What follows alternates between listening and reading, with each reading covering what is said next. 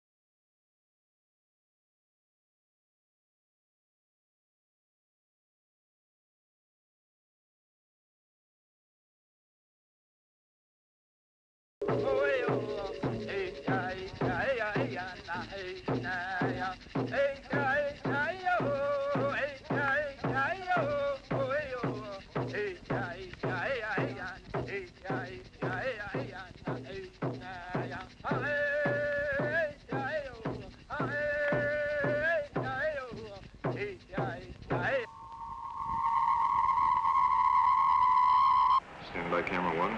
And this special report from KOB Television. The National Aeronautics and Space Agency quotes officials as saying that the asteroid now entering our portion of the solar system poses no threat to Earth. Meanwhile, NASA's viewpoint is substantiated by observatories as far away as Siberia and Peking. However, as might be expected, official sources in Moscow and Peking do have a difference of opinion as to the size and mass of the space intruder.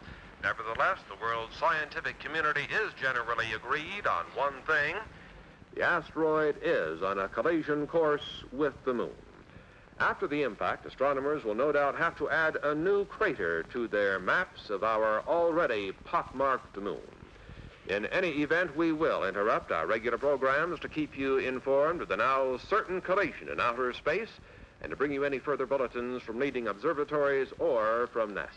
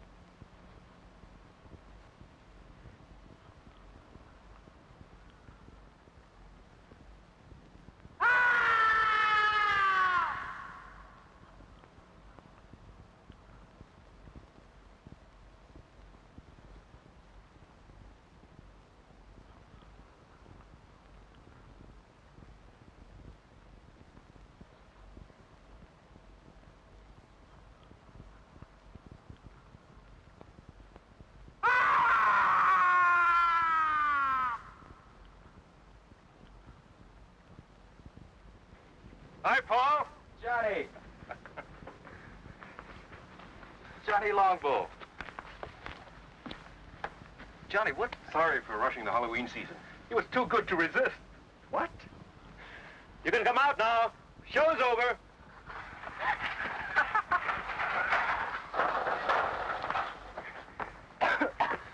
Count Dracula at your service. And better known on campus as Bud Keeler and Janet Price. Hi, do forgive us. These, I'm afraid, are two of my students at the university. Unfortunately, I'm saddled with them for my summer field course. Just as you were saddled with me. Not quite.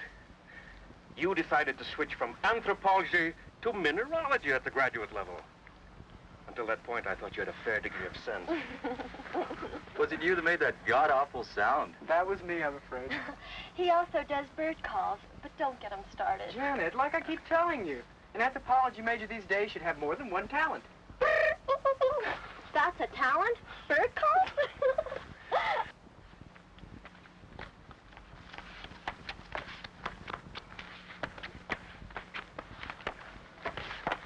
I'm Kathy Nolan. Paul Carlson. Don't tell me you're a student. Miss Nolan's doing a picture story on the religious customs of the tribes around here, especially my own people. That's why Bud happened to have a ceremonial mask. Really my idea. I borrowed the mask from the collection at the reservation to do some mood shots on location out here. But when we were heading back and I saw you, and Professor Salinas explained you were a friend, well, I'm afraid the bright idea of using it for a practical joke and getting some shots of your reaction was my idea. Thanks, I'm glad to know. I'm afraid we got more reaction than I bargained for. I won't use the shot. That's a promise. Am I forgiven? Of course, Miss Nolan. Kathy to my friends. We are friends. We are, Kathy. We were just on our way to Professor Salinas' place at the reservation. He's promised us an authentic Indian supper. Won't you join us? I'd like to, if it's all right with Johnny Longbow. It's all right with me, no problem at all. Just follow my car. Why do you call him Johnny Longbow? Well, it's his Indian name, his tribal one. It translates warrior's bow that reaches long to its mark. Actually, he handles a bow like one of his ancestors. There's additional word from NASA this evening concerning the asteroid that collided with the moon 2 days ago. Radio telemetry from the seismometers planted on the moon's surface in previous Apollo missions have recorded the shock of the impact as beyond the end of the Richter scale. On Earth, this would be a disturbance that would rival the explosion in the 19th century of the volcanic island of Krakatoa. The impact on the moon has sent off a shower of fragments mixed with pieces of the asteroid. Some of these small fragments will enter Earth's atmosphere tonight, but they will undoubtedly explode into nothing more than a harmless shower of tiny meteorites, according to NASA officials. The greatest concentration of this meteor shower will be over the southwest region of the United States. This meteor shower will be, however, quite harmless, according to the statement from NASA, and likely to provide nothing more than a spectacular sight in the skies. And that's the story of the awesome collision on the moon today. This is Gary Kanan from our news center in Albuquerque. I didn't schedule a meteor shower as part of the evening entertainment at the reservation. But it should be quite a sight. This is a great meal, Professor. That's a great stew. What's in it? Oh, a lot of things. Chicken, corn, green peppers, chili, onions. Well, it's an old recipe around here.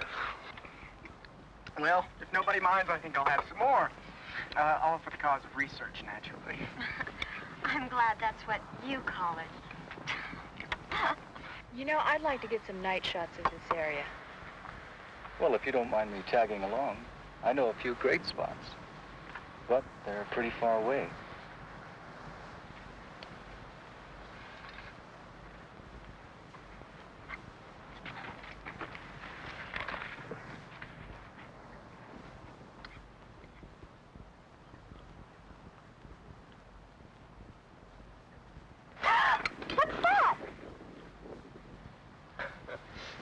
That is a lizard. Oh, sorry. Things like that scare me. You get used to lizards here. They're quite common. That's why tribes in this area have so many legends about lizards. Like, what, for instance? Such as the story of Lizard and Coyote, for instance. In the days before there were men on Earth. Sounds like it's going to be the Navajo version of Genesis. Ignore him, Professor. I'd like to hear the story. It will have no effect on your grades. I don't expect it to. I'd just like to hear it.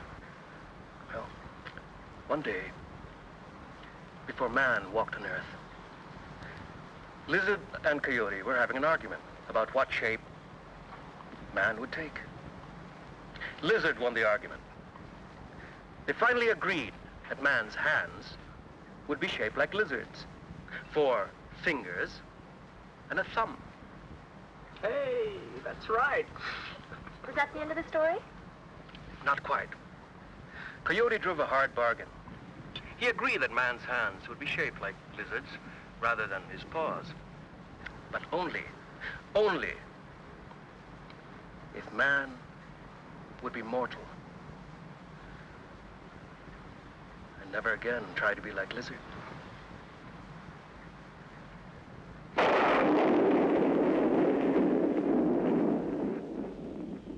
You see quite a distance up here. Although we've got a lot more air pollution than we're used to. That's Albuquerque over there. And that road leads to Santa Fe, northeast.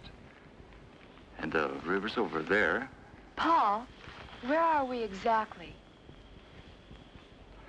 I'm sorry. We're on the top of Sandia Crest. It's 10,678 feet up or down, depending on where you are and your point of view. Yeah, I'd like to come up here at night. It's one of my favorite places on Earth. It's always so peaceful, so quiet. Somehow above the rest of my life. 4. So, hope you're enjoying the beginning of Trek of the Moon Beast. It's a very interesting movie. I'm going to talk about that more in a sec. But I wanted to tell you guys where I am today. So, I am in Woodstock, Illinois, which, if you remember, is known as the filming location for the movie Groundhog Day. And last Groundhog Day I was here and did some exploring, but there's actually some other cool stuff around this town that I thought I could get into now that it isn't Groundhog Day and is in fact spooky season. And spooky season means ghost stories. But I will tell you about the ghost story that is right behind me in a minute. I did want to talk a little bit about this movie because despite it being bad, it's fun. And I wanted to mention that because of the title, you would think, totally, this is a werewolf movie. Then you get a little bit more into it, and you find out that it is, in fact, a dinosaur movie of all things. A dinosaur. Oh, hey, I'm trying to film some stuff here. Could you scoot out?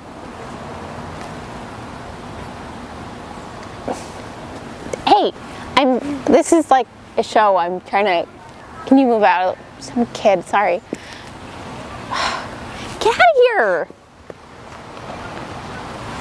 I hit the kid. It's my magic thing. I'm gonna go check on him. Kid, are you all?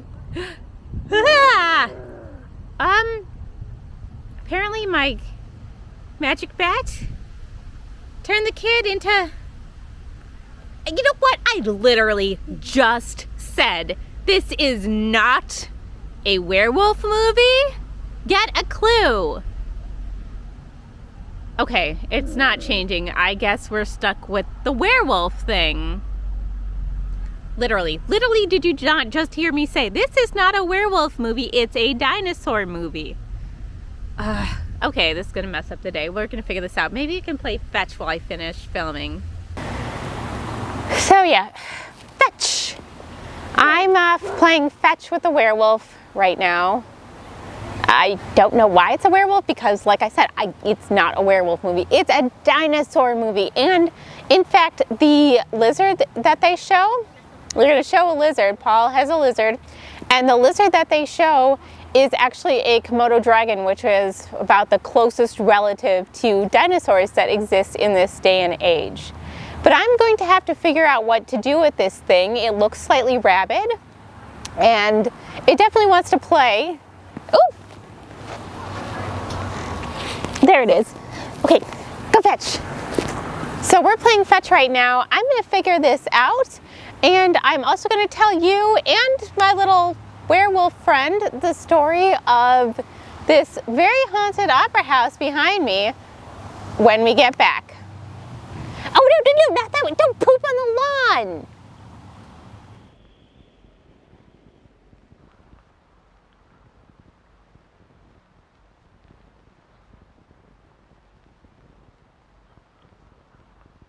Right on schedule.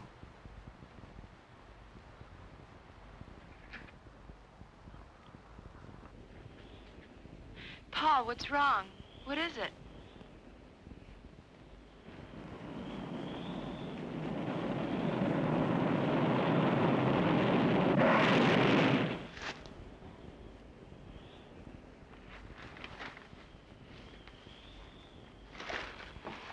Paul, are you all right?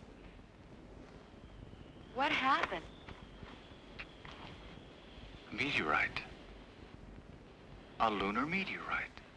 A meteorite? We heard about it earlier on TV. Yes, but here? Oh, we're right in the area where they're due to fall. I guess we can consider ourselves lucky.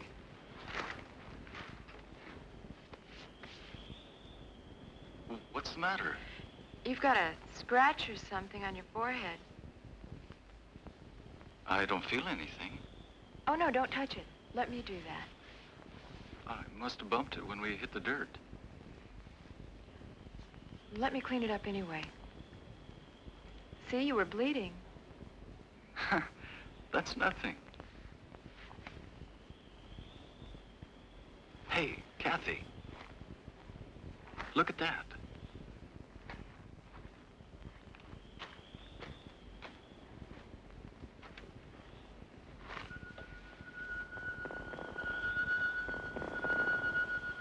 That'll make a great souvenir. My own personal moon rock. Moon rock? Oh, wow. Did I say something wrong? No, but you just reminded me. I'm supposed to go into town tomorrow. There's a NASA exhibit at the university, and I'm supposed to cover it. That's a great idea. We'll go to the exhibit, then we'll have some supper, then we'll go out afterwards. Just in case the moon rock hasn't cooled off.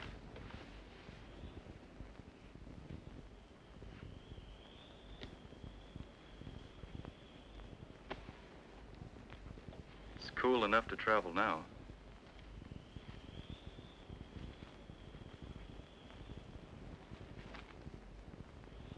Have you got a first aid kit in that bag?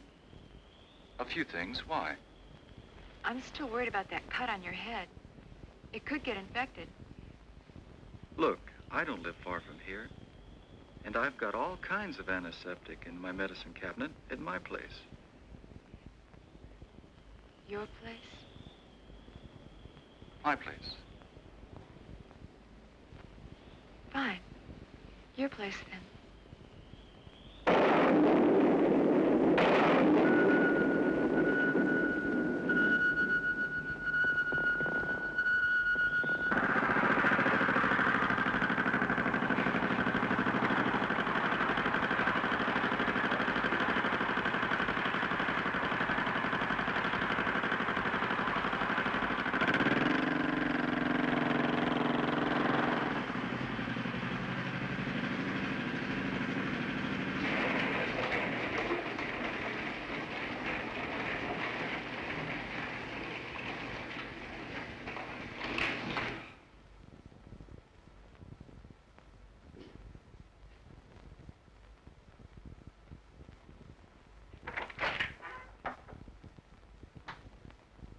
I gather nobody's home. My mother's in Europe. She travels a lot.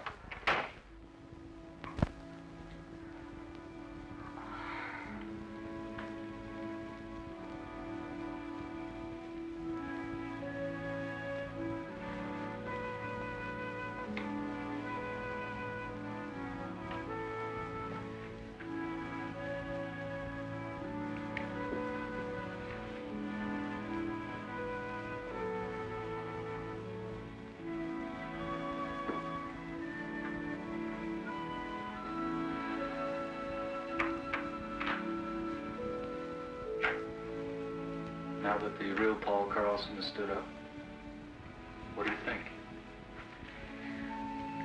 I think you've spent a lot of your life being lonely. When your parents are divorced, you get used to it. I'd like you to meet a friend of mine.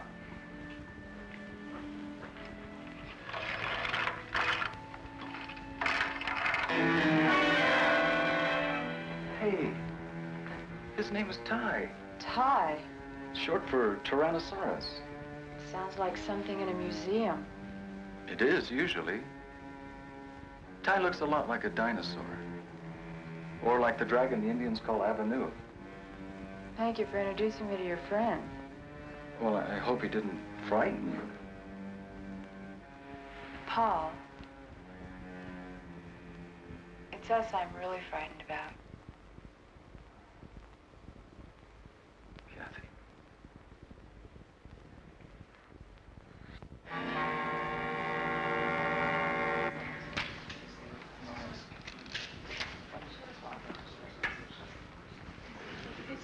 Excuse me, I want to get a closer look at this moon rock.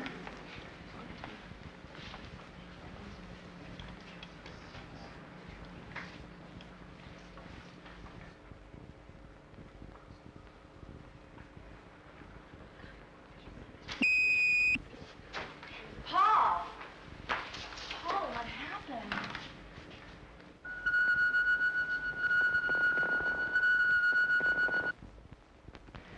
I guess I blacked out.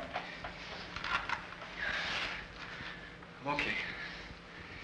Are you sure? Yeah, I'm fine. I just need some fresh air.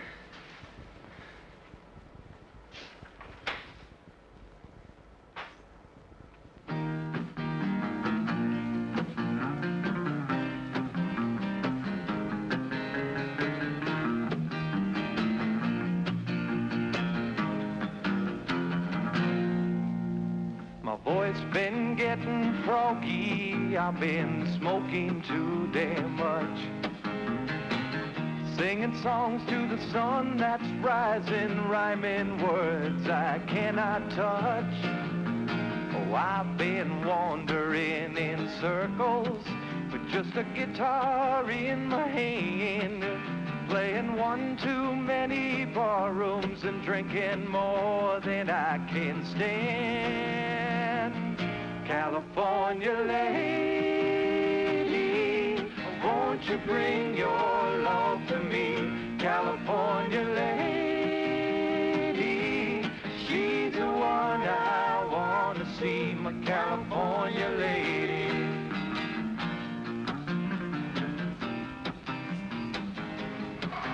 Do a lot better off if we take you home. Like now. Johnny's right, Paul. You're going home. I'm hung out in Chicago with a California mind. A lady loving Lord above, these city mountains aren't my kind. Oh, I've been wandering in circles with just a guitar in my hand, playing all them funky bar rooms and drinking more than I can stand. California lady, won't you bring your love to me? California lady, she's the one I want to see, my California lady, my California lady, my California lady.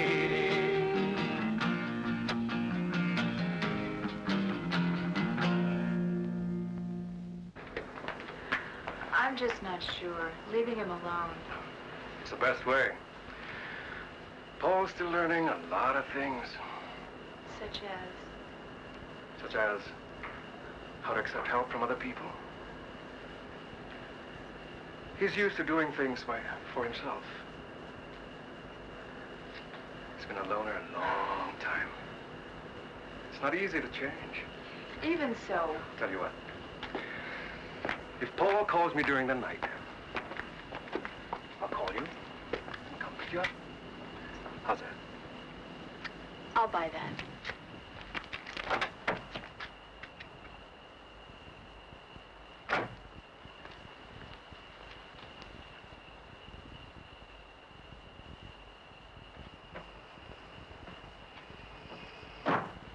Paul calls me first? Yes.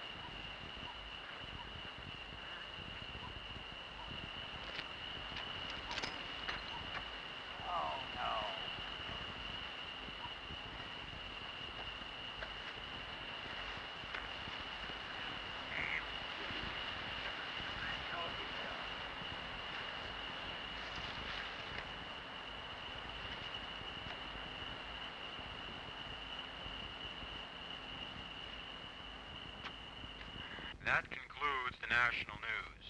Now turning to the news of the local Albuquerque area. 25 people were stranded this afternoon for over 4 hours on the Sandia Cable lift. The lift was halted due to a severe thunder and lightning storm which swept through the Sandia Range at approximately 2 o'clock this afternoon. No major injuries were reported, although 7 people did request hospitalization. Also stranded atop the crest were some 300 people who were vacationing. Oh, go to hell, Sid. I told you what was going to happen when you came home again from that bowling alley drunk. I'm going to bed, and you can just sleep it off out there.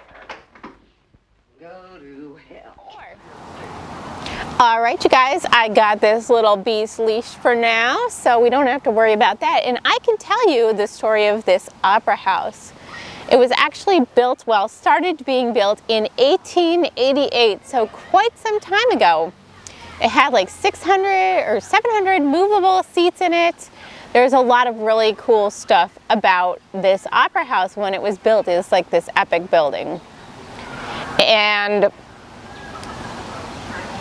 there had been a fire on this lot in 1871, and it had been vacant since then. So it was, I don't know what it was before then, but it had been vacant for quite some years, and it was purchased by an alderman, W.W. Cook, to make it into the opera house that it is now. After it had been, this is a beautiful town square. It's full of some really cool businesses, really cool buildings in general, and so, you know, vacant lot, not that great. At an opera house. Who doesn't love a nice opera? So they all voted, it got approved, and it was built into an opera house. It was built and it actually became many things, including city offices. It was like a whole public building. City offices, police and fire departments, a public library, and a gathering place for the community, which was the Opera House. For a few decades after this building was built, it served as a gathering place for the community, a kind of central building. A lot of stuff happened around this building itself. It was just a big part of the community. However, we get to 1914 when a fire again broke out on this lot in this building.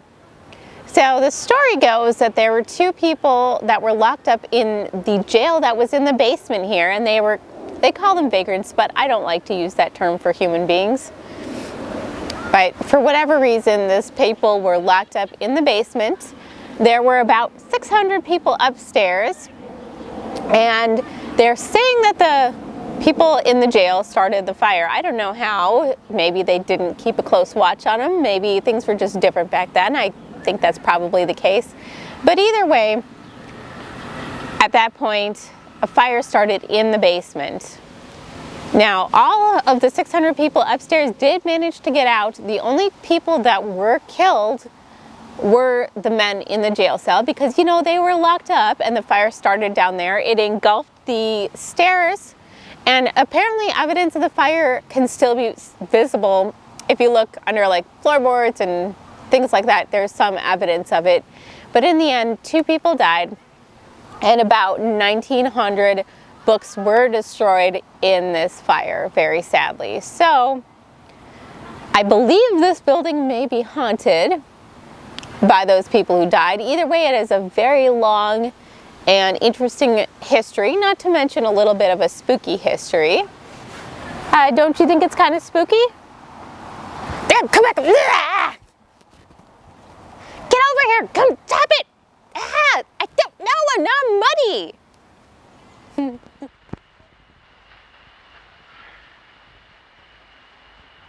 Who's there?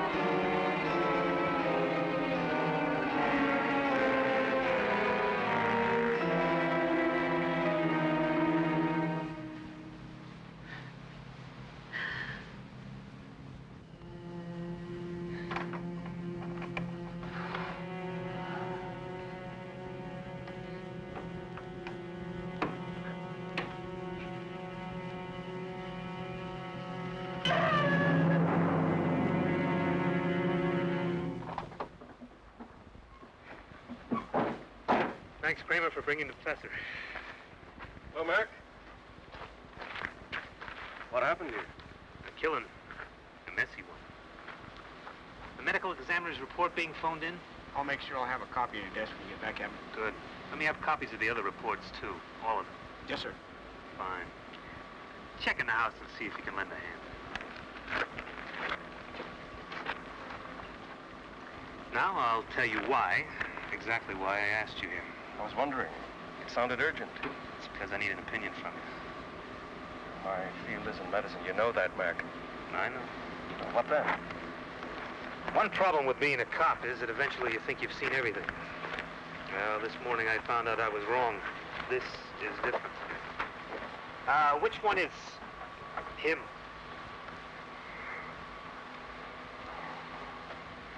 The woman had a weak heart, and what she saw when she opened the door apparently finished her.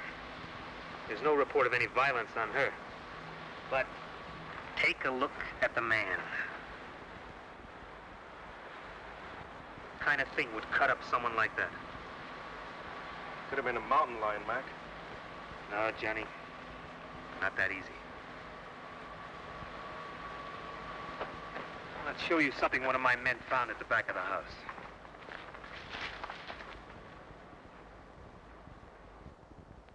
whatever. Killed Harris must have tripped over the garden hose and grabbed at the side of the house for support. Take a break. I'll check things here. You're right. That wasn't made by a mountain lion. That mark was made by a human hand. Well, I would agree with you except for one thing. You tell me what kind of human makes a footprint like that. Now you get the picture, Jeff? When I got that radio call, I thought someone had made a real goof. But when I saw Harris, I had to believe it.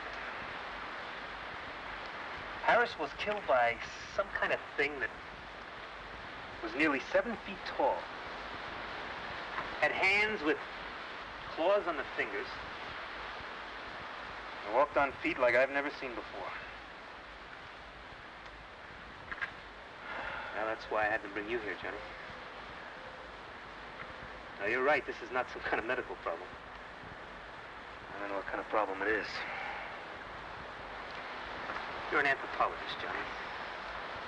I thought, well, just maybe, you might be able to help us with this. Well, I can't tell you. I've seen a track like that before. Where? In a museum. A fossil track. Several million years old. Have your men made a plastic cast of the track? We might get a better answer from the paleontology department at the university. The department head, Dietz, he's a friend of mine. Let's go, now. The casting should be ready.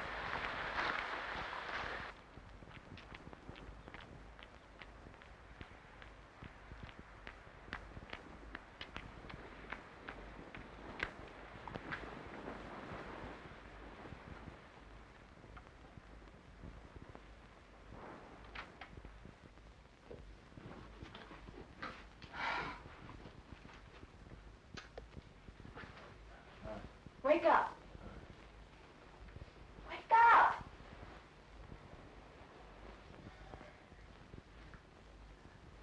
I decided to make breakfast for us while you hit the shower. Paul! I agree with Professor Salinas. Your casting here is that of the left hind foot of some form of reptile, some very, very large lizard. I still can't believe that there are lizards that big in New Mexico, or anywhere else for that matter. Sorry, Captain McCabe, you're wrong about that. There is a lizard we call Varnus comodensis. There's some photos of him over in the paleontology lab, who grows to be all of 10 feet long. He's quite a fellow. The Indonesians call him the Komodo dragon. Gene, is it possible that one of these lizards is here? Or somehow... I don't think so. And if there were one somehow on the loose, it wouldn't be what you're looking for. The Komodo dragon walks on 4 feet. This indicates a lizard that can walk upright. Some form of reptile closely related to the Tyrannosaurus rex.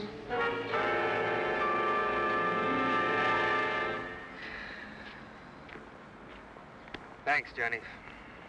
But how in the hell am I going to tell the commissioner or anyone down at City Hall? A man was killed on the doorstep of his own home last night by some kind of dinosaur.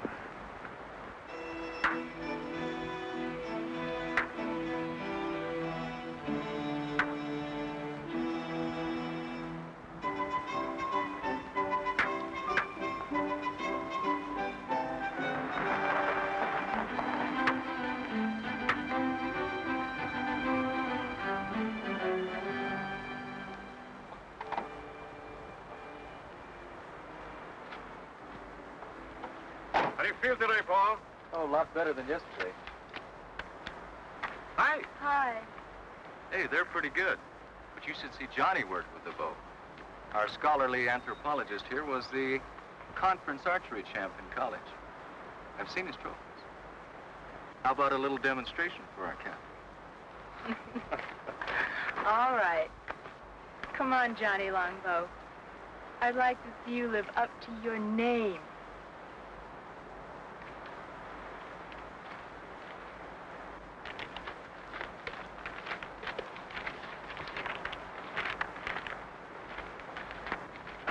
Johnny made everything himself. Even the arrowheads. Everything is authentic Indian.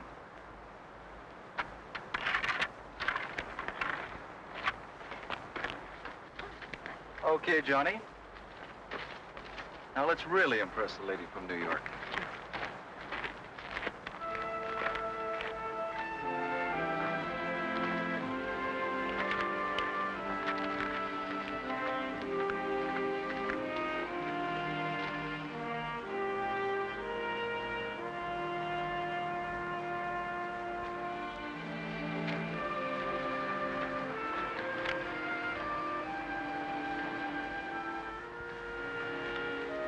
Hold this.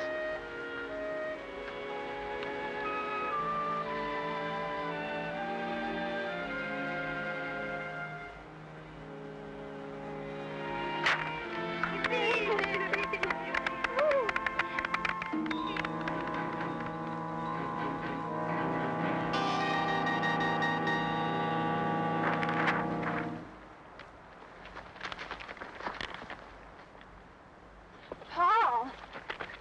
I think he overdid it by coming out here today. Better get him home, Kathy.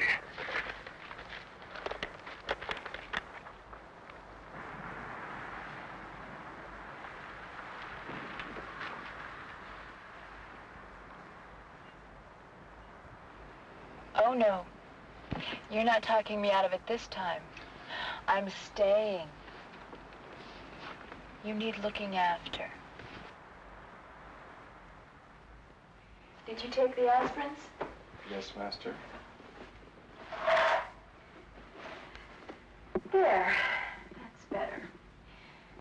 Dark and restful. You should be able to sleep now. If you should need anything, I'll be right in the den, okay? Okay.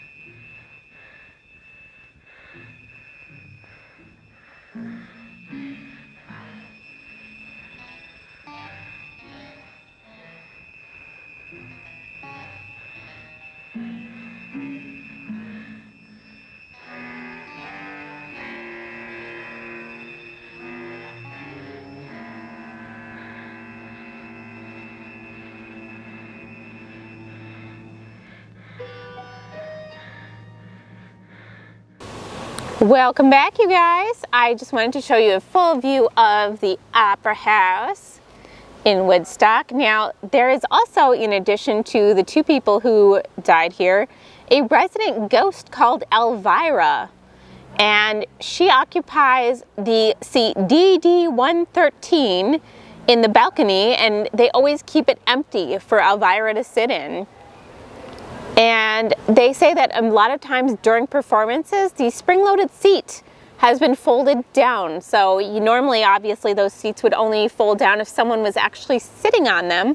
In this case, Elvira sits on it, apparently, in her ghostly apparition form, and occupies the seat. And there have been sightings of Elvira roaming in the hallways and looking out the upper windows of the upper stall. So, yes, this is a haunted building, haunted by possibly the men who died there and by Elvira.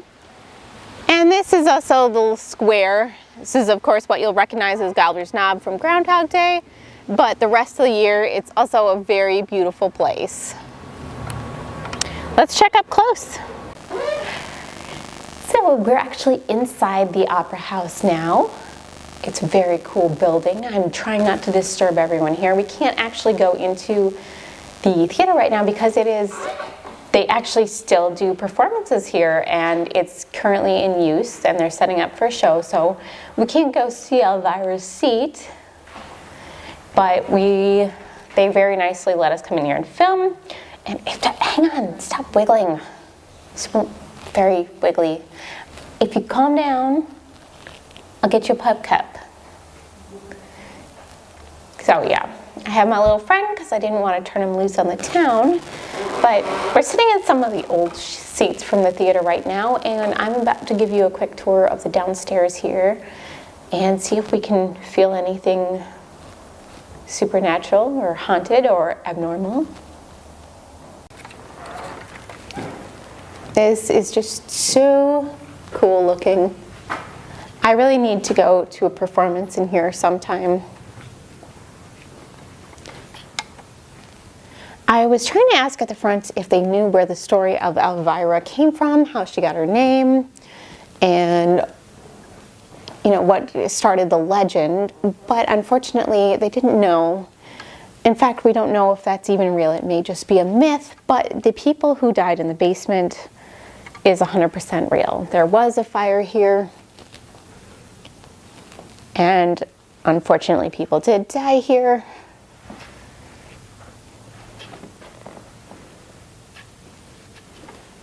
This is a very beautiful room too. Just take a seat. You wait patiently for a pub cup. Thank you. This is beautiful. I could live here. But yeah, now I want to see a performance here, and I want to check out Elvira's seat someday if I can. That's always left vacant for her. Anyway, so I really hope you are enjoying it. Trek of the Moon Beast. And I'm going to figure out what to do with my own little moon beast over there. Stop chewing on the table legs. This is a historic place. I need a dog trainer.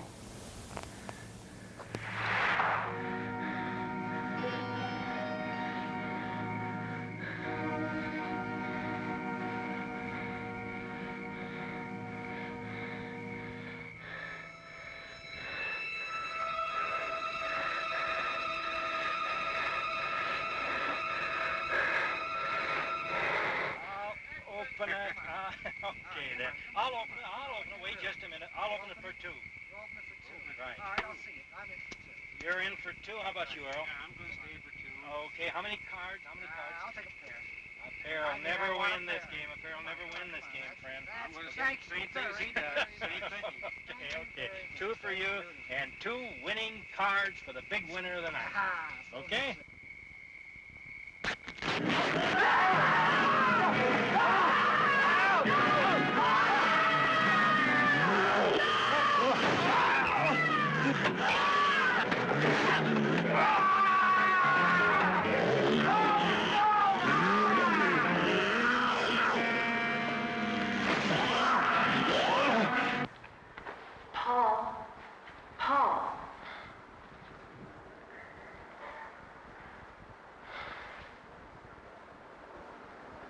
When I woke up and couldn't find you anywhere in the house, I got so worried.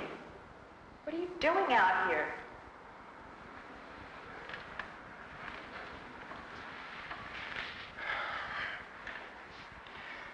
It was so warm in my room. I couldn't get back to sleep. But it must have been chilly out here last night. You could have caught cold. All you men are alike. Sometimes you act like such big babies. Come on. I'll make you some breakfast. He was still alive when we found him.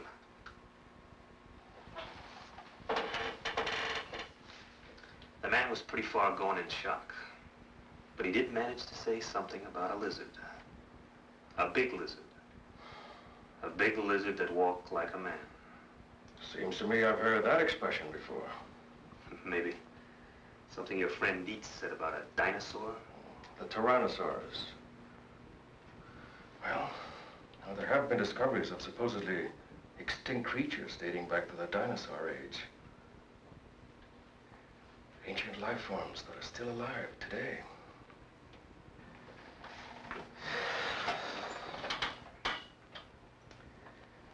Maybe there is a dinosaur still alive.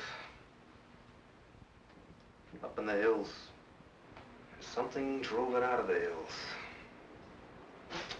Now it's on the loose. Professor Salinas, those poor men murdered in the hills last night. Have the police found out who did it? Only some theories. That's all so far. Were those the reason for all that laughter when I drove up? They're the pictures Kathy took at the NASA exhibit. You should see the one of Bud looking at the girl in the tight jumpsuit. His eyes were popping out. What happened in this shot? Oh, this one. I don't really know. It's probably a light leak or a lab error. It's on the original transparency, too. I was going to check with the lab in town later. How is he, by the way? Paul? He seemed a little better when Janet and Bud called for me before, but he still had a headache. I'm worried about him. Those headaches he's been having. He's been having those headaches since the day after that meteor shower. Didn't you tell me he hit his head in the ground that night? When he tried to shield you from that meteorite that exploded. That's right. He got a cut on his head. A cut? More like a scratch. Just a little one. It's possible Paul may have gotten more than a scratch. A light concussion, maybe. Then you think... But don't worry. I said it might be a light concussion. It's nothing really serious. I'll tell you what. I'll pick up Paul on my way. Take him to a hospital. St. Joseph's will be the best. They'll do a cranial x-ray, check him out. He'll be back to normal and back to you in no time at all. The lab that did this print, it's near the hospital. I'll have that light streak checked out. Save your trip? Hurry up, Slowpoke. I want to get you off my hands. Then, your lady can take over. Johnny, you're one hell of a guy. White man, speak with forked tongue. Oh, quick, let me write that down. Hurry up with you. I got other things to do. What happened here? Where's Ty? I don't know. He must have broken out the night before last. Something scared him. Maybe the meteor shower.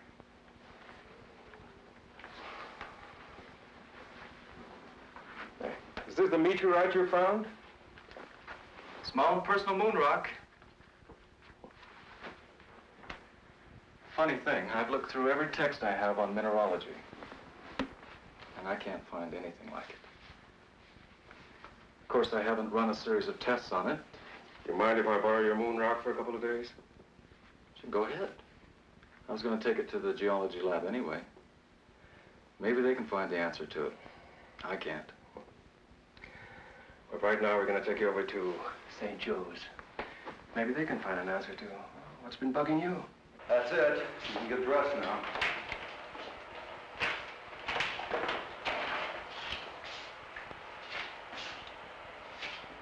I finished with your friend. It'll take about 20 minutes or so to process the plates. Dr. Sutton's expecting you. He left word you to wait in his office. Thanks. How do you feel?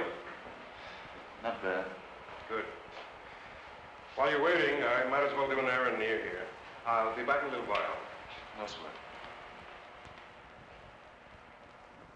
Then it's not just some kind of error in printing, Mr. Hamill. Definitely not. I remember looking at the originals on that roll myself. What you see is what happened. I can't explain it, but it's not our fault or the fault of the film. Have you ever seen anything like that before? Never. I've been in this business for years.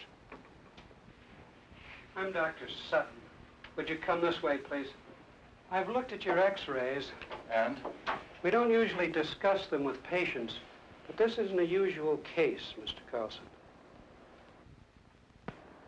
This is the normal situation, just to give you an idea. And this is the one we took of you. What does it mean? What's happened to me? You've been hit by a small particle of matter of some kind. Not enough to cause any pain because of the high speed, but it is there. Then something's inside my head? Yes. It's not uncommon. There have been cases where servicemen have survived with small particles of shrapnel embedded in their brains. This wasn't shrapnel, Doctor. So I understood. A meteorite, you said?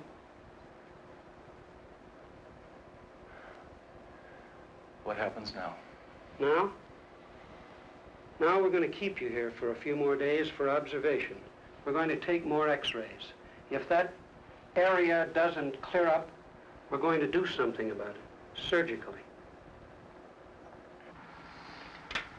I made these photos several years ago when I was doing research for my doctorate.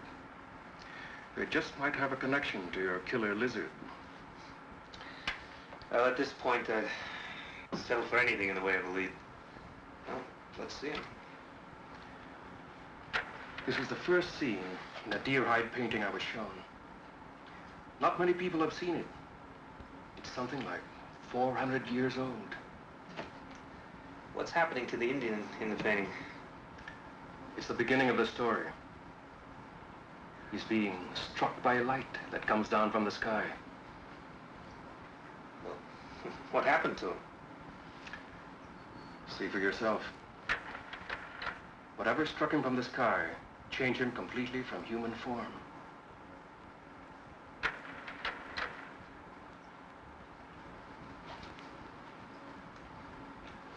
He became a demon lizard monster.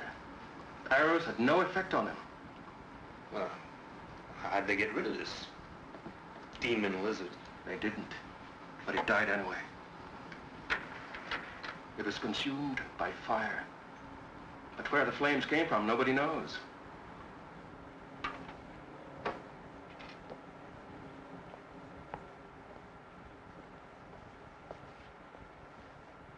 That's a mystery. And it's still a mystery after 400 years. I know what you're thinking. It's only an Indian legend, part of our tribal culture. I know, it's fantastic, but it's the one thing that ties in with what the fisherman said. He said the camp was attacked by a lizard that walked like a man.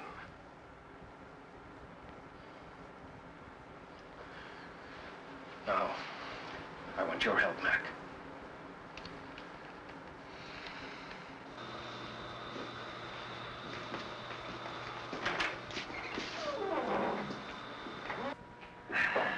Well, we've got the place to ourselves. I had them close up early on my authority, and I hope this proves something. You'll know in a minute. I never thought I'd see the day when I tried to solve a case with Indian superstition. We are just about to find out.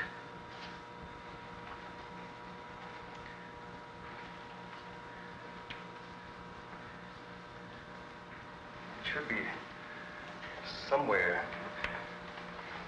just about here. What was that? I don't really know. My guess is that there's some unusual element in this fragment that synchronizes with that larger mass over there. And it produces some kind of energy reaction. You mean this energy, or whatever it is, gonna turn a human into a monster? Just like in those werewolf tales? When there's a full moon in Transylvania? Johnny, I've known you for a long time, and you gotta be kidding. I wish I was kidding, Mac. I'm not. Now, there is an answer. And I think I know what it is. And it makes me sick to think about it.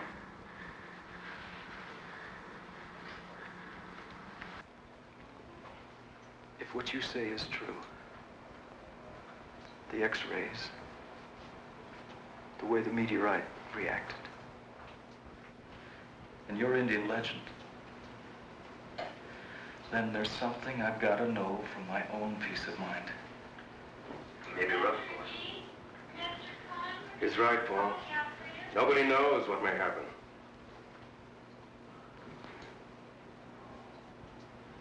And let's find out. How much time do I have? Be sundown in half an hour. The moon will be up in an hour or so after that.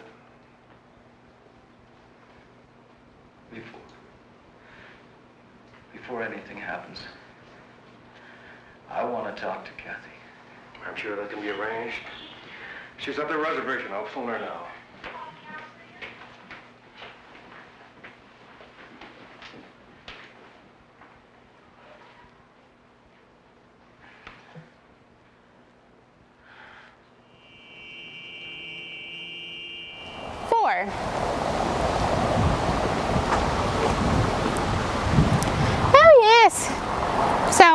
I've managed to take it for a walk. It's calmed down significantly, and it is something that I can take for a walk now. I'm thinking of keeping it as a pet. Ow! Don't do Sorry, I don't advocate animal abuse. I don't think it's an animal. It's a kid. No, never mind. Don't abuse kids or animals. Anyway, it's turning out to be a quite sweet temperament, and I'm kind of happy about it. So, ow! Be cool, man, be cool. So I've been, playing fetch. I took it for a long walk around the square, and I think it's gonna end up being a very friendly pet. Eventually, if I can work on the biting, I think I need a rolled up newspaper. Ow! Okay, you know what? You guys, please get back to Trek of the Moon Beast, and I'm going to deal with my little moon beast here. It's actually a bad beast. Maybe if I rethrow that thing at its head, it'll... No, it just looked at me with a stupid expression. Ow! Anyway, so this movie's good, right? The movie's good. I'm thinking of trying to ditch this thing if I can, because I lied. It's awful. It is terrible. I got it a pup cup and it bit my hand. Oh, but it's so cute too. Ow! Anyway, so you guys, please enjoy more of Track of the Moon Beast as I have been, because I think it's a fun movie and I really hope you enjoyed the awkwardly placed musical number, which there's a story behind that, so I'll tell you when we get back. I'm going to give her some idea of what he might have to go through, just to prepare her. I'll try. Captain, I have to talk to you before I go in there. Just had to move Paul to another room. He's in there. Why is he in there? Why are these policemen here? We're not sure what may happen to Paul after the moonrise. In fact, moving him here was his idea. But surely... Kathy, see, this is a hospital. We can't afford to take any chances. The moon is a strong effect on the Earth. Look what it can do to the tides. In Paul's case, it may trigger a whole set of changes. A temporary mutation. I want to see him. Now. Please.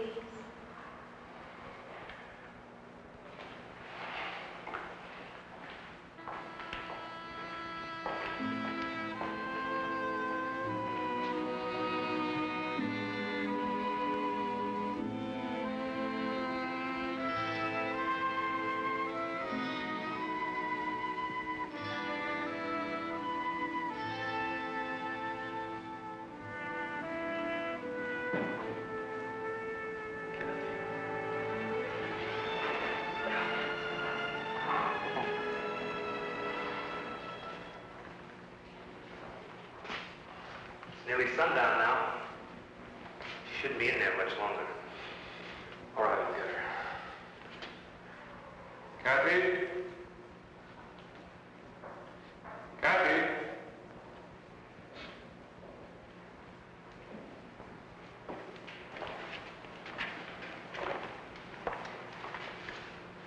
Thanks, Johnny. Can I take you home? No, thank you anyway. No trouble, miss. One of my men can take you home. Thank you, Captain. I'll be all right. I'd like to stay here at the hospital.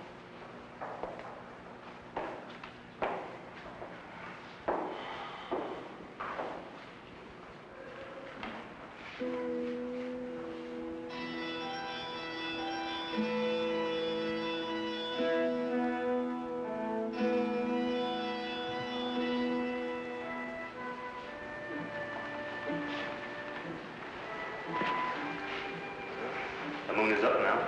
I hope you were right. I don't. I hope I'm wrong. Well, we'll know in a few minutes. Something's happening.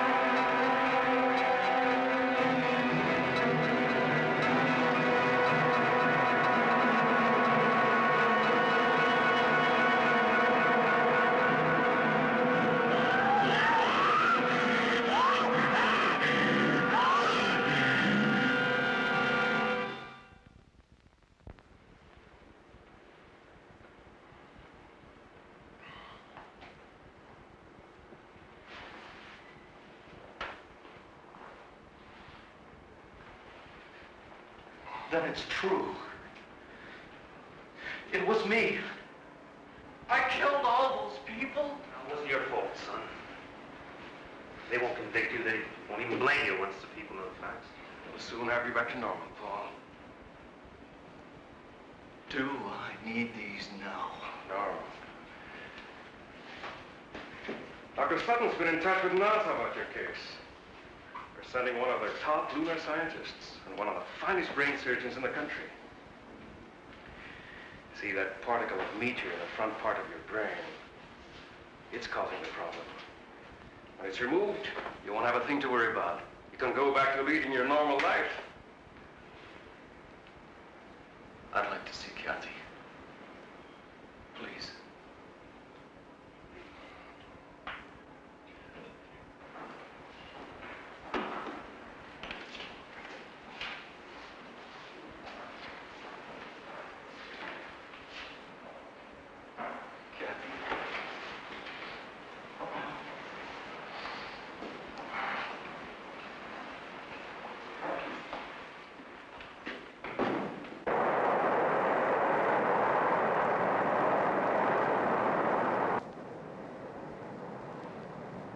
Would you fasten your seatbelts, please? We'll be landing shortly.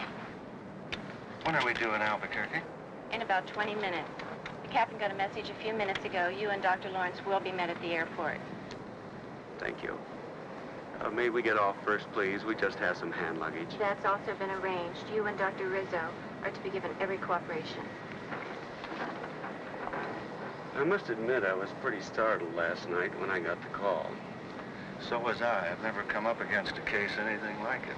And I've had a few unusual ones, I must say. We've been worried at NASA all through the Apollo program about the possibility that something could cause a mutated life form. Nothing ever happened. Until now.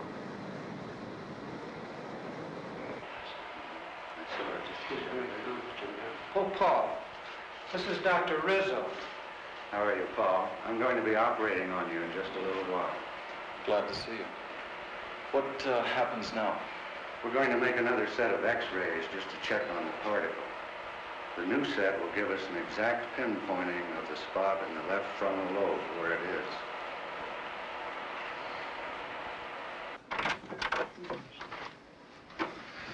thought you should see these right away, Doctor. I think we should look at these inside.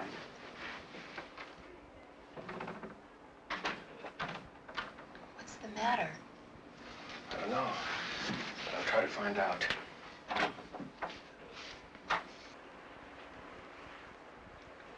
If you look at the difference in the affected areas, you'll notice considerable change, Doctor. There's been a definite growth. From the look of it, I'd say the particle in that young man's brain has disintegrated, and energy factors are spreading through his entire system. No question about it. Isn't there any way of neutralizing the effect, Doctor? That's your field, Dr. Lawrence. Isn't there something that can be done? We're dealing with a brand new unstable element here, one we've never seen before. We don't know its characteristics, atomic structure, how it reacts. There's a chance. There's always a chance. Eventually, by doing research on the meteorite fragments you showed me, well, we might learn how to cure your friend. At the time, you're saying, by then it'd be too late. I can't give you the timing exactly, but more or less what's going to happen is that the very presence of the moon itself, a moon rock of gigantic size, if you will have a recurring effect on your friend's mutation every night, just as the energy emitted by that particle in his brain was triggered by the small moon rock at our exhibit here. Eventually, the diffusion throughout his body will be complete. And at that point, the situation will be atomically unstable. Then, the energy is released all at once. A form of explosion. Exactly. And when it happens, your young friend will be consumed by it. I've got to talk to you now. Let's go. The demon in the tribal painting. Self-consumed. One Indian mystery solved. Oh, Paul, why couldn't there be time for us? There isn't. And that's why I'm going away. Now, if I'm gonna die, I want to die looking like a man, not like a monster. Paul, don't.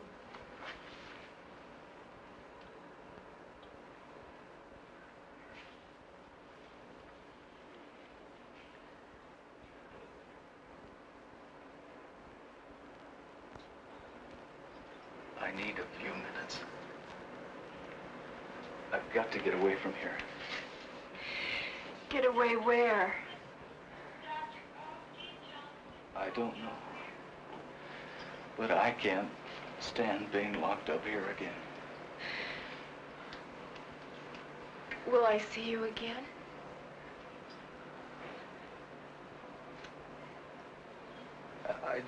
I don't know.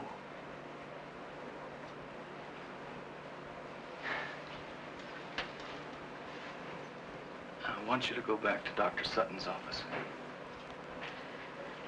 And if anybody asks where I am, I want you to tell them I'm on the roof. That'll keep him busy enough for a few minutes. Long enough for me. I won't do it. Kathy. Please. Do it for my sake. Do it because we love each other.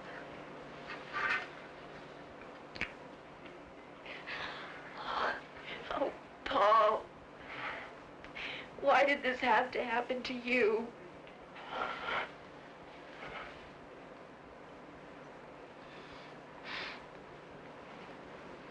It did happen. That's all I know.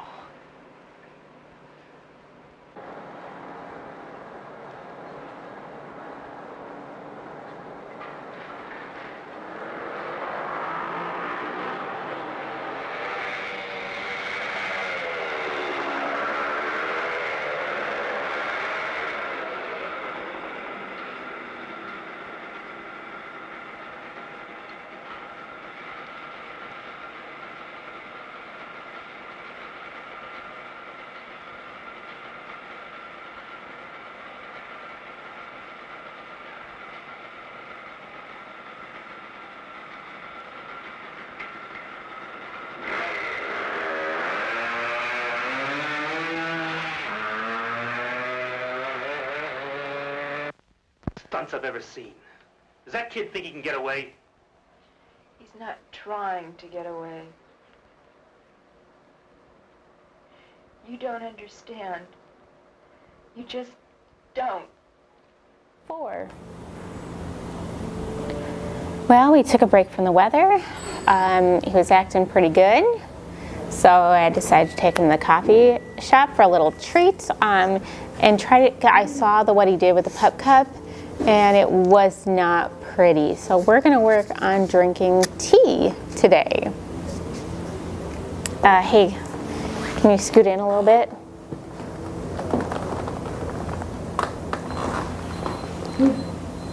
So here's your tea. What you do is you very delicately hold it, and we're in public now, so be gentle and you just take a little drink. We don't bite the cup.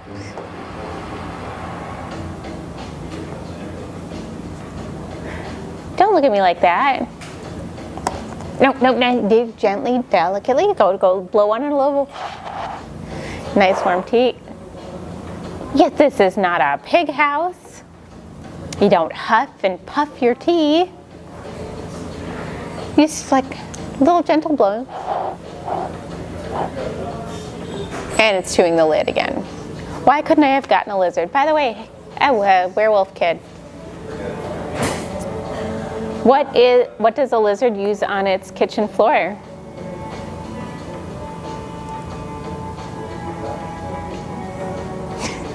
Reptiles.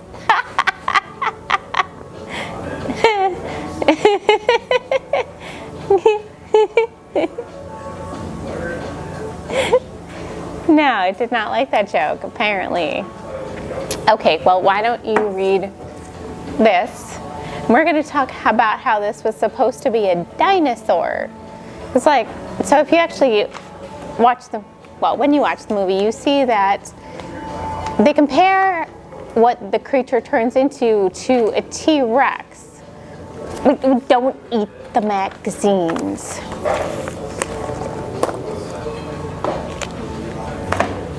Anyway, so it's kind of like a lizard.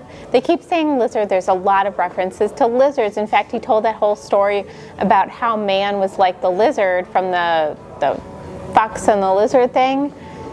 So I thought that was an interesting connection because they keep bringing up the lizard thing, and then go figure, the guy turns into a lizard creature from a meteor. A little bit weird, but apparently stranger things have happened because I got myself a little werewolf from throwing a toy at a kid. But yeah, I like the whole concept that it's actually supposed to be some kind of dinosaur, which takes it from a horror movie. Stop chewing on the furniture, from a horror movie, and turns it into kind of almost a goofy concept, because dinosaur movies are generally not very serious. Stop it, drink your tea. So anyway, I like that it takes something that could be serious. You could even make it some kind of lizard, but in fact that they compared it to a T-Rex, I thought was super funny. So yes, I was going to tell you about the song that was actually, the musical number that was performed. So the song California Lady was filmed by Frank Larrabee and his band after they were coerced into joining this, don't chew on it, put it down. There's people here. Anyway, they were coerced into doing this musical number for the film, I think kind of last minute when that's the table, not your, should I feed it chocolate or something? Anyway, so they were coerced into doing this because the band was staying at the same hotel as the production crew when this was being filmed. And ow! I gotta go. Deep breath. Anyway, watch the rest of this movie and we'll see you back at the ending. I'm about to turn this thing loose.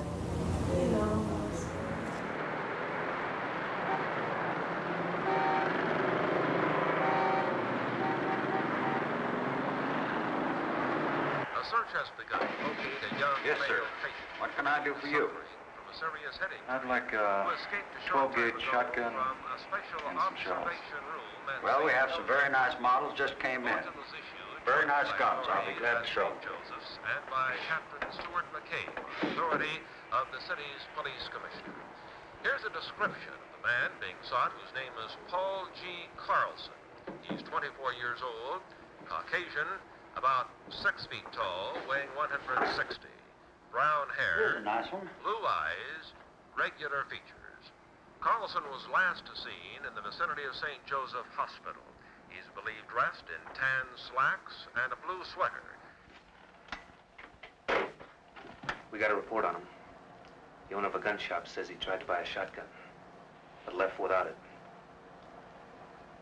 I don't think he wants it as a weapon. He wants to kill himself. Why, Miss Nolan?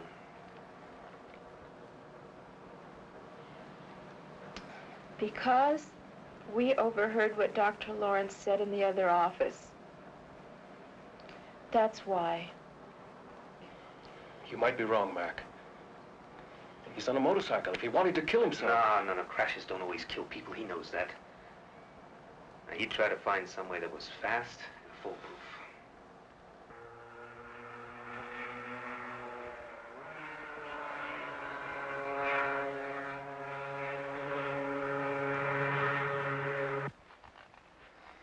If only we had some kind of lead on him.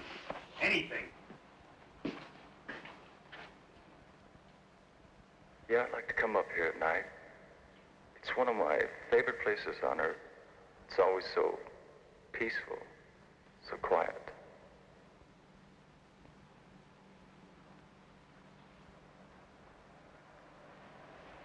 I can't stand this waiting around. I think it would be better if I went back to the reservation, don't you? I guess so. Well, how will you get back? I borrowed Bud's car. I'll phone you if we hear anything.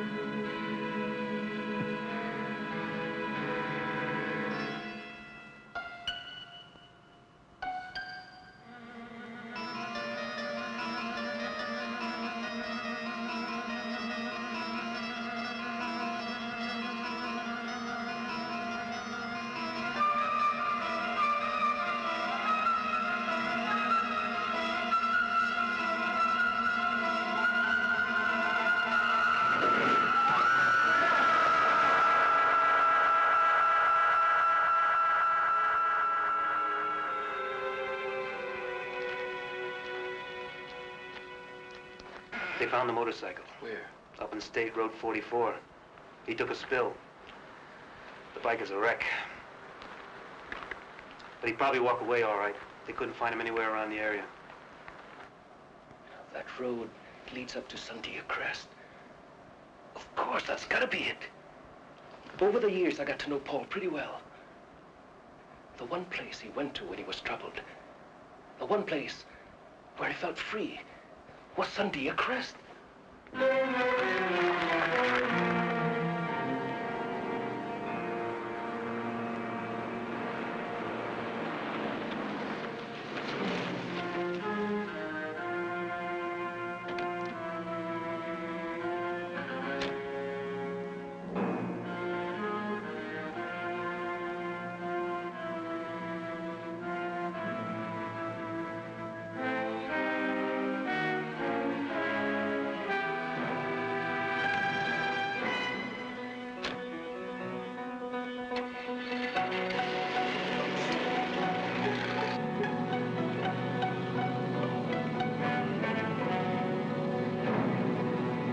Right, Pete.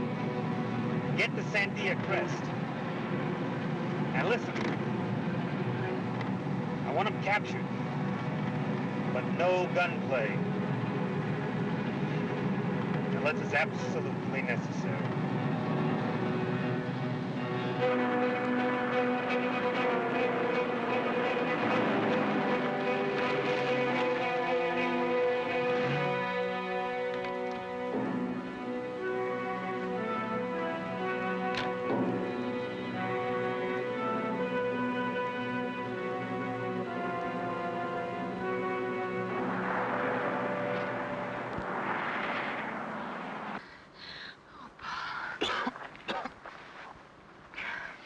Oh, Paul.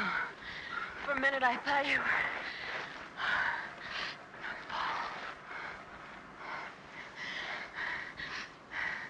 I know what you intend to do, but you mustn't. Please, you can't. Kathy, I don't know how you found me, but you've got to leave now. No, Paul. I want to be with you. You can't stay. The sun's going down. It'll be night soon. If I don't reach the crest before the moon comes up, then you can't stay.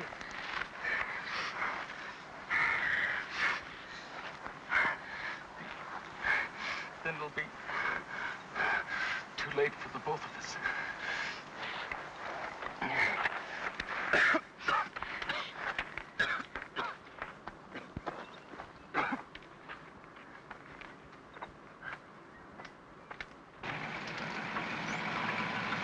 Any sight of them, Pete? No, sir, but we'll keep checking the area.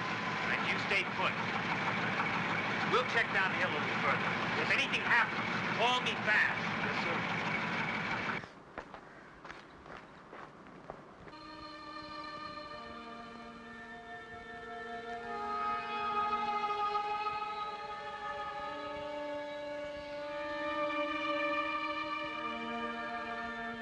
Paul! Paul, help me! Paul! Paul, please! Help me, Paul, please help me. Help me! Oh, Paul! Paul! Paul, help me! Oh. Paul!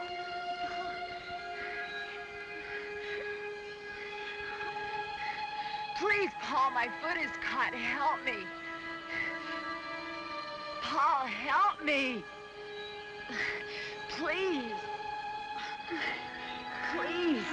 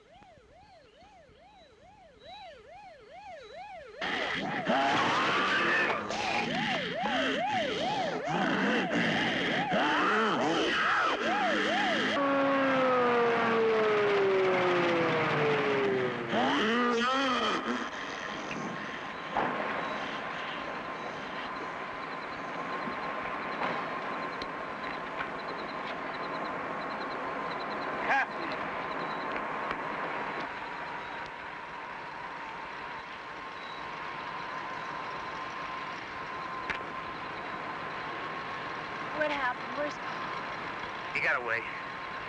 2 more men dead. Oh, God.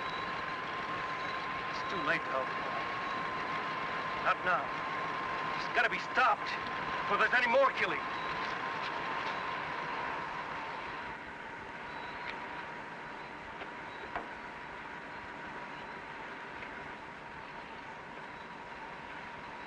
Are you going to try and stop it with a bow and arrow?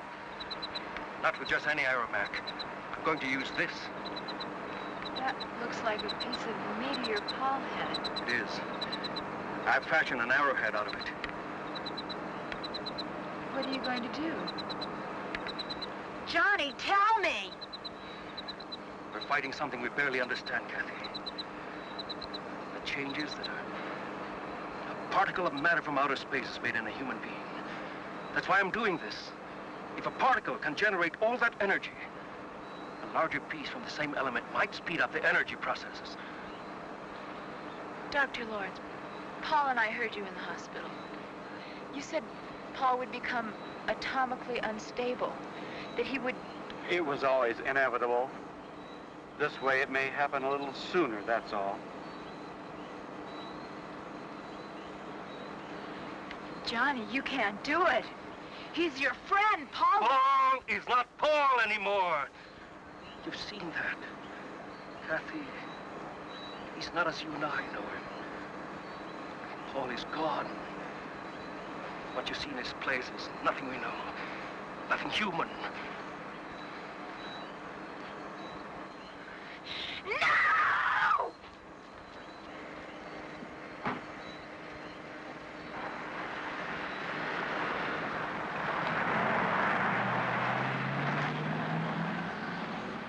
That poor kid. He's had a rough time.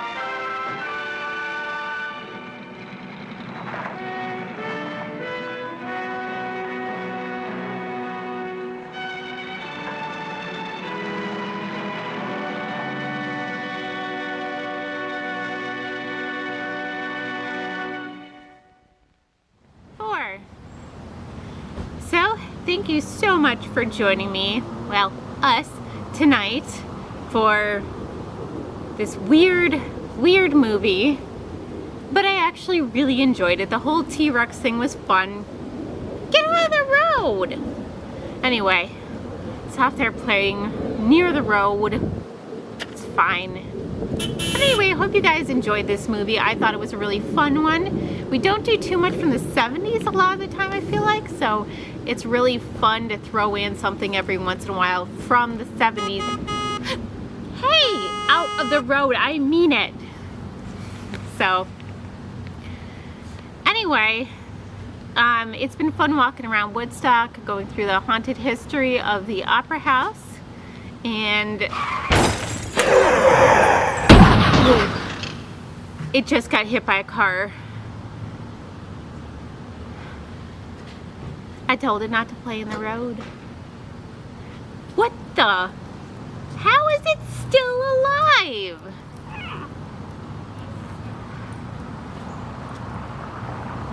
Yes, maybe it'll be friendly now.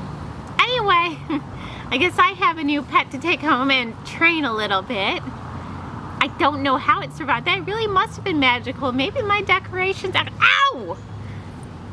Bit me. Maybe it actually worked out, but thank you so much for joining us tonight. And we will, hey, get up here. We're saying the ending. We will hex you soon.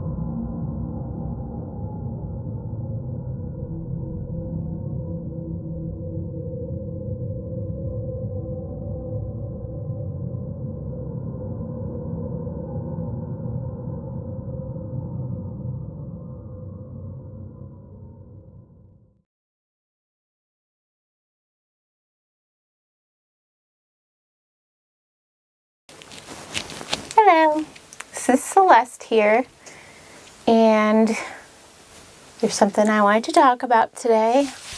Oh, sorry if I wiggle a lot. You know, when you hit a certain age and like you can think about something the wrong way and your back hurts, I just am having one of those days where I don't know what I did, but my back hurts. And it's hard to find any place that's comfortable right now. But anyway, what I'm here to talk about today is something that struck my interest right away.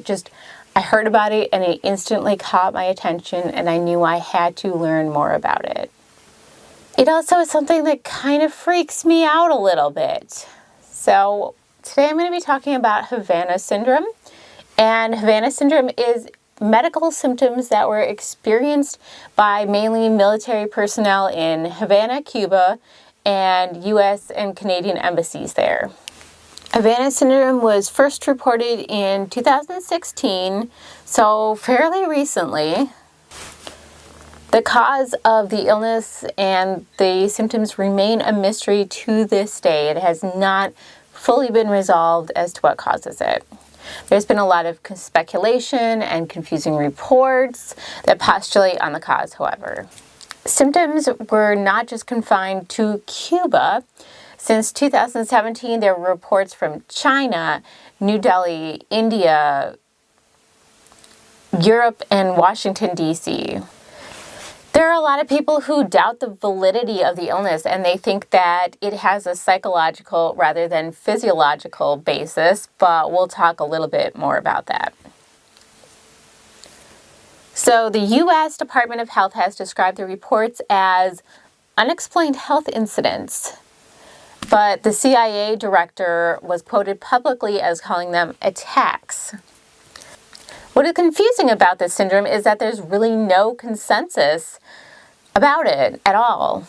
The symptoms are fairly consistent across many of the victims and the reported cases, and they occur in pockets of people that were located in the same geographic locations. So that makes it seem like an actual thing. Because it isn't known what is causing this syndrome or the symptoms, we don't know if it is some kind of an attack. In December of 2020, an expert with the National Academics of Sciences, Engineering, and Medicine came to the conclusion that microwave energy, specifically pulsed RF energy, seemed to be the most likely cause that would explain these cases and the symptoms, but they also said that any possible cause at this time is just speculation. At the time, some of the other causes that were initially proposed included ultrasound, pesticides, or a mass psychogenic illness. So let's say you're one of those people that you hear about a new syndrome or illness and you Google it to see if you have it. So if you're one of those people looking up to see if you have the disease and see if you may have Havana syndrome, if you have pain or ringing in your ears, and this can be one ear or both ears, other symptoms include feelings of pressure or vibrations in the head, and vertigo. And less common symptoms are fatigue and headaches. Earlier this year, a report was released saying that the syndrome was likely caused by pulsed electromagnetic energy that was directed through focused radio waves. So this was early in 2022. This is a really important development in the understanding of Havana syndrome, especially for its victims, because it was originally thought to be some kind of mass psychogenic illness, or what used to be called mass hysteria. So this is sort of proving that what the people were experiencing was real. And I am not discounting psychogenic illnesses as real. These are not people that are faking or making it up. If they have a psychogenic illness, they are really experiencing those symptoms in their body. It's just not caused by a physical symptom. So they're not fakers, they're not making it up, they're not, attracting drama. These are people that are actually experiencing horrible physical symptoms. It's just that the cause of it is psychological as opposed to physical. But in this case, the newest reports say it does have an organic physical basis. It's not a psychological mass event. This new report was really validating for the people, the experiences and the symptoms that the victims have experienced as being caused by something outside of the people who are experiencing it. It is supported by the fact that the syndrome was experienced by pockets of people in different areas. So a bunch of people in one area would experience the same symptoms, these pockets of people, and then in other geographic locations, another pocket of people would all be experiencing the same thing. And the people in those specific locations were reporting the same or similar symptoms and experiences as each other. So all these people were agreeing that they were all experiencing roughly the same thing at the same time in these pockets. So all in all, since it was first reported in 2016, over 1,000 U.S. employees who worked in U.S. intelligence agencies such as the CIA, the FBI, and the U.S. State Department have reported having experienced symptoms. Now, Havana syndrome is largely an invisible illness for the most part. Symptoms are experienced and self-reported with very little physical evidence to support the experience that these people had. However, in a panel that examined the syndrome and had interviewed at least 20 of the people suffering from it, the panel reportedly did find some injuries that the patients had suffered that could not have been caused by stress or some kind of psychosomatic reaction. So they did, in some of these cases, find actual physical evidence of this syndrome. Although it was initially thought that the symptoms could be the result of an attack by Russia or another foreign power, a recent report declared that this is an unlikely scenario. A report by the CIA in January 2022 said that the syndrome is not the result of a, quote, sustained global campaign by a hostile power. And they were able to rule out foreign involvement in 976 out of the 1,000 cases reviewed, which is overwhelmingly the majority. But I don't know. What I don't know is how they were able to rule this out, how they were definitively able to say that it was not, because they don't know what it was. And that's what's confusing to me. How did they rule it out? I don't know. Also, I'm sorry if you hear my birds in the background. Those noisy little things. Anytime I try to do anything that requires, any kind of silence, they chirp right up. If you ever run into me playing video games online, you're definitely going to hear them in the background. Yeah, especially population ones. Sorry to anyone I've ever played with, you're going to hear my birds. For victims of Havana syndrome, there has been some relief from the more debilitating symptoms such as tinnitus. I think don't know if I'm saying that right. It's one of those words where I've read it a lot, but I haven't heard it said a lot. So I'm kind of guessing on the pronunciation. You ever have that happen where you're like reading things so often and you kind of pronounce it a way in your head and then it turns out to be totally wrong? Yeah. So a lot of my mispronunciations of things comes from reading the word and knowing it through reading and not from hearing it.